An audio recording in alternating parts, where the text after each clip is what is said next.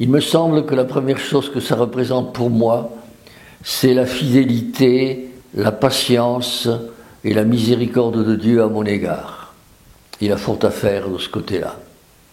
Et que, en fêtant mes 50 ans de sacerdoce, c'est 50 ans de fidélité et de patience de Dieu. Et ensuite, je crois que ce que je retiendrai, ce sont des centaines, je ne les ai pas comptés, de visages rencontrés, de personnes avec qui j'ai fait un bout long ou court de chemin ensemble, un peu comme le Seigneur Jésus avec les disciples d'Emmaüs.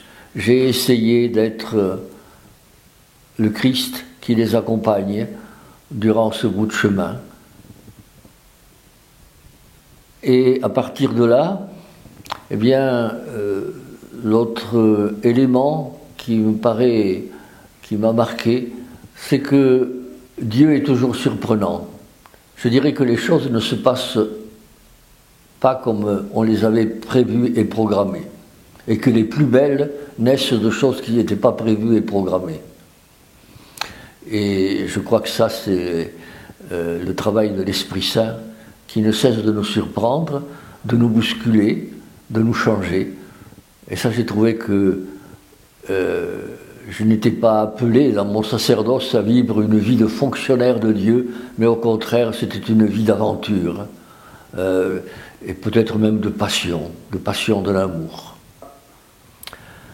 Certainement que la grande difficulté que j'ai, mais que nous avons tous rencontrés, chrétiens, baptisés ou prêtres, c'est la perte des repères religieux dans notre société française. Il y a comme une cassure dans la transmission.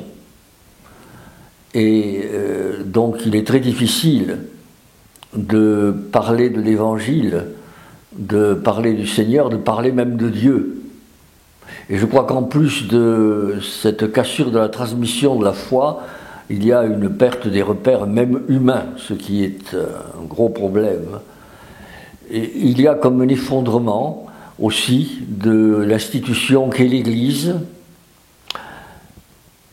Alors évidemment ça c'est le côté sombre, mais il y a un autre côté qui est peut-être moins voyant, moins bruyant, mais qui existe. Moi, je suis en admiration devant les laïcs qui se forment, qui se réunissent pour étudier la parole de Dieu, qui suivent des parcours de formation théologique et qui s'engagent dans l'Église au même titre que les prêtres. Et là, je crois qu'il y a une espérance, il y a quelque chose de très beau. Peut-être également aussi le fait que nous sommes minoritaires. Alors on peut considérer que c'est un échec, mais j'y vois plutôt une chance, parce que nous rejoignons l'Évangile. Nous sommes le levain dans la pâte. Et si toute la pâte est levain, ça ne marche pas. Il faut ce petit quelque chose du levain pour la faire monter. Et je crois que c'est un peu ça le rôle de l'Église, le rôle des chrétiens. Et pour moi, non pas donc un sujet de tristesse, mais au contraire de grande espérance. Le levain est en train de faire lever la pâte, et moi je crois, je le sens, qu'il y a quelque chose de beau qui se prépare. Moi je suis un homme du printemps. Je crois que nous ne sommes pas à la fin de l'Église, du christianisme, nous sommes au début. Il y a une nouvelle naissance. Peut-être une époque s'achève, mais il y a quelque chose de neuf qui naît. Et comme on le dit quelquefois, c'est vrai que les murs qui s'écroulent font beaucoup plus de bruit que l'herbe qui pousse, mais l'avenir est là.